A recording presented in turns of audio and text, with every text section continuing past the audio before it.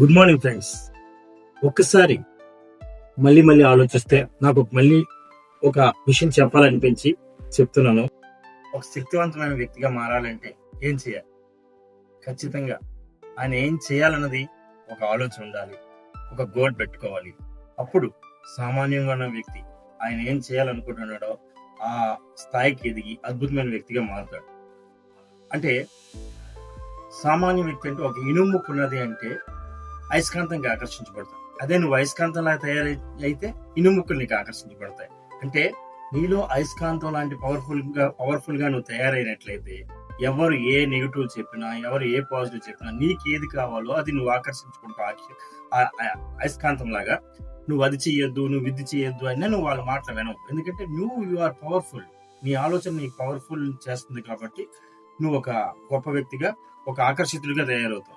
నీ ఆలోచన, నీ గోల్ నీకు లేనప్పుడు ఎవరైతే చెప్తే నువ్వు అటు వెళ్తావు, ఒక ఇనుము ముక్కలాగా ఉండిపోతావు. అలాగే ఫుట్బాల్ ఆడేటప్పుడు ఫుట్బాల్ అందరూ ఆడతారు ప్లేయర్స్. నువ్వు ఫుట్బాల్ గా ఉంటే నిన్ను అందరూ ఆడతారు. నువ్వు ప్లేయర్ గా మారితే ఫుట్బాల్ నువ్వు ఆడతావు. సో ఏది ఏమైనా నీ యొక్క మానసిక శక్తిని పెంచుకుని ఒక గోల్ పెట్టుకుంటే ఖచ్చితంగా నువ్వు ఫుట్బాల్ ప్లేయర్ లాగా ఉంటావు, కానీ ఫుట్బాల్ లాగా ఉండవు. అలాగే ఆకర్షించబడే అయస్కాంతం లాగా ఉంటావు, కానీ ఇనుము ముక్కలాగా ఉండవు. సో నాలెడ్జ్ పెంచుకో, ఒక గోల్ సెట్ చేసుకో.